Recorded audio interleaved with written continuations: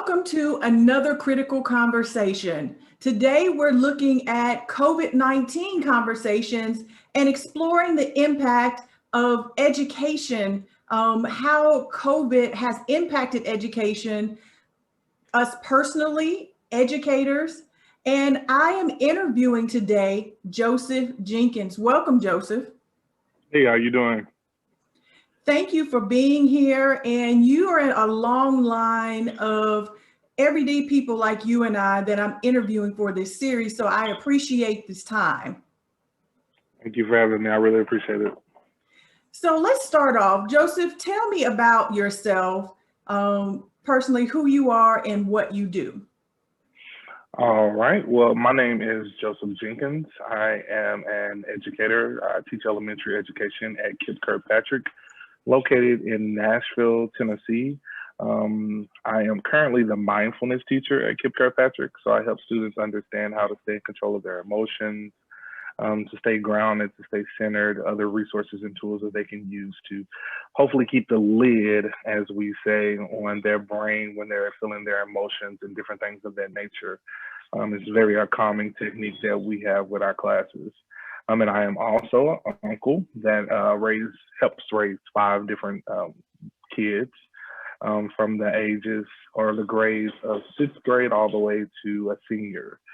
So I have an 11th grader, a 9th grader, and an 8th grader, and a 6th grader. Wow. Or 7th. Mm-hmm. Okay.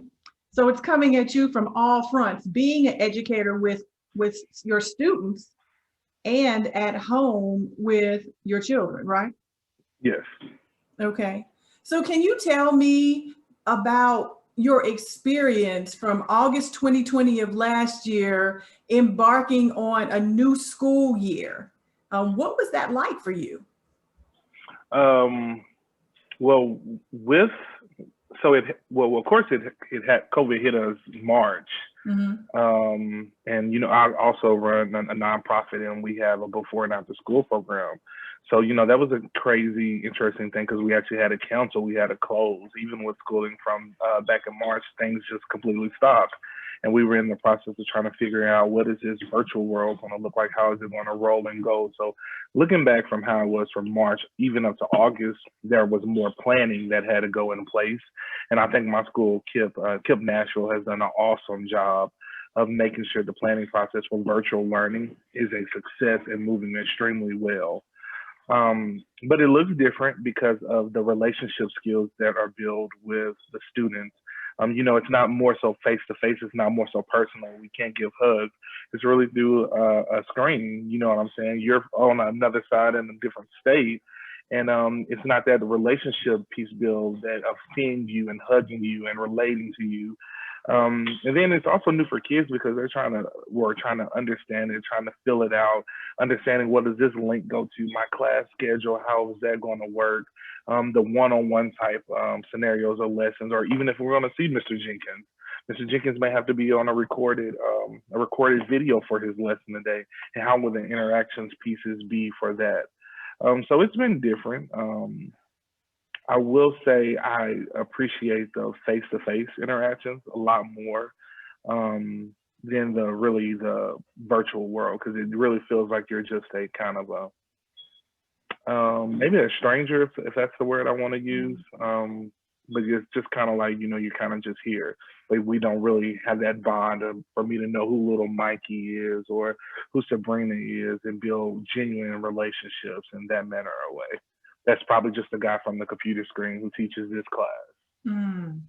Okay.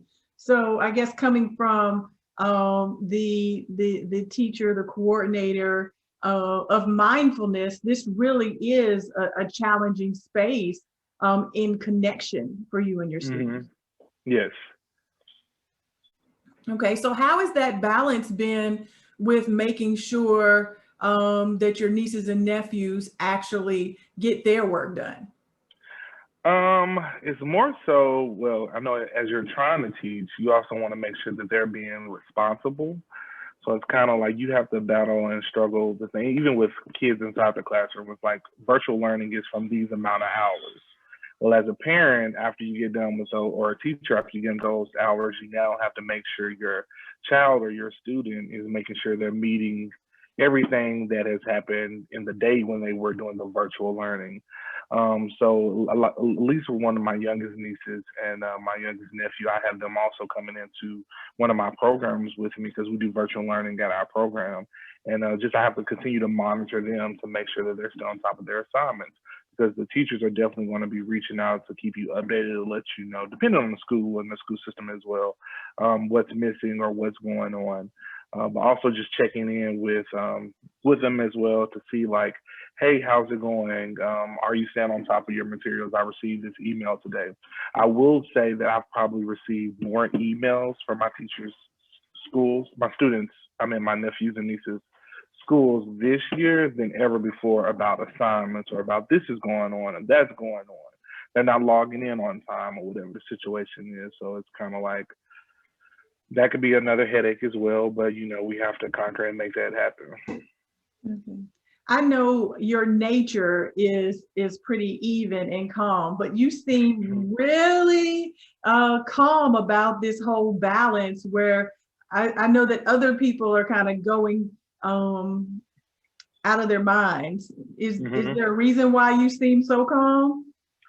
I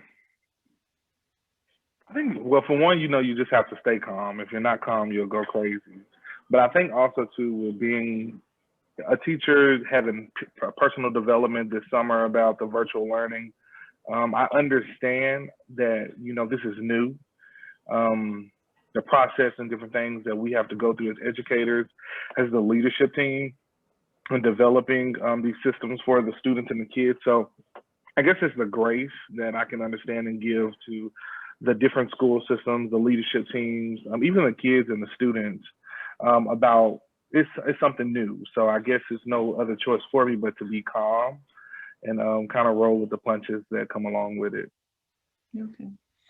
So do you have any advice? Because like you said, you have the multiple perspectives from being an educator, a teacher, and a parent trying to manage all of these things. Do you have any advice that you would like to give parents at home dealing with this? I would say, don't let it stress you out. Just stay in constant contact with your students' teachers. That communication piece is super important, especially during this time period. There's going to be some things as parents we don't understand. I don't know how to do this. I don't know how to solve that. As reaching out to your teachers, your students or your kids' teachers, it'll somewhat help build that relationship that you do care and that you're trying to understand and you're trying to figure out, and grace will be given where it's needed. It's all going to work out. It's all going to work out. Of course, we don't know when COVID is going to lift or when it's going to go away. This may be the new norm for us, but I think we're just all trying to figure it out. So just have a little ease, peace, and grace about it, and some calm, and we're going to be okay. Thank you for that. The next thing I want to know is, what has been your biggest challenge? Because you're unique, but what has been your one biggest challenge during this COVID outbreak dealing with education? As far as from the business side of it, or I'll say that's probably been my biggest one, is finding people who are comfortable and safe enough to want to work with the kids. Because I guess a lot of people feel or think like, kids are going to carry the virus, whatever the case is, or adults may actually be carrying the virus. And, when you have fall and winter seasons, that's when a lot of people get very sickly. So that's kind of been one of the struggles as on that side of it, is finding individuals who are going to say, I want to still help out kids, because kids still need tutoring. They still need different activities, things of that nature. So yeah, that's probably been one of the biggest ones. I know for some parents, it's probably been truancy, getting their kids to log in at a certain time, and the school systems having to have to call. I know on my school's team, I'm on the attendance team.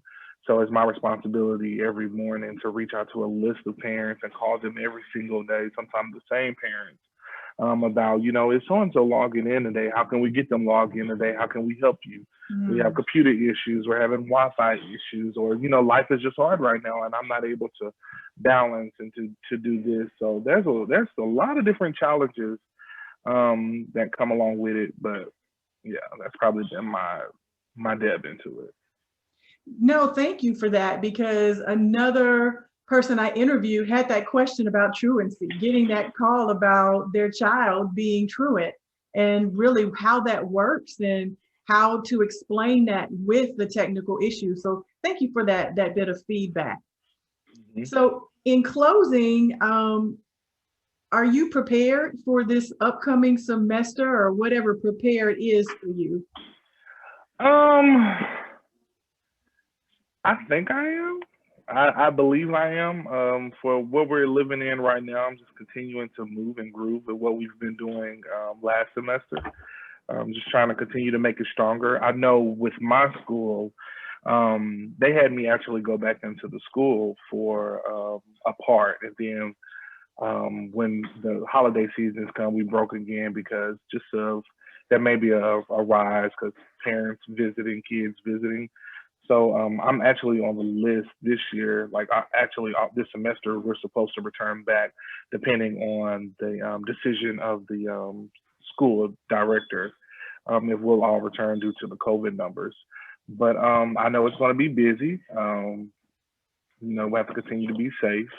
That you wear a lot of hats. I will say that as an educator with this right now, I wear a lot of different hats because where you need it. I mean, that's just my personality. Wherever I'm needed, I'm here to assist and help. So that's one thing that I know I'm going to be doing. So yeah, I'm excited. I guess I like the challenge that comes from it. So I'm going to face it head on and just try to understand and deal with it. Because once I figure out a good system, a good plan, it really kind of runs pretty smooth. So yeah. I love that. I love that about you, Joseph. And it just shows that you were built for this. This is one of your areas of purpose, and you have grace to deal with whatever comes at you. Thank you. I appreciate that. Well, everyone, thank you for joining us in another one of our critical conversations. I want to thank Joseph Jenkins for allowing me to interview him in the midst of still working. I don't know if you saw, I think I saw a little hand in the background. He actually has students there with him right now. So I asked him, could he do this interview, and he fit me in. So I appreciate it. The job of an educator is never done. An educator, a parent, a business owner. So thank you for your time, and thank you to everyone who has been a part of this critical conversations journey. Join us in the comments. Let me know what you think about COVID-19 and the educational impact.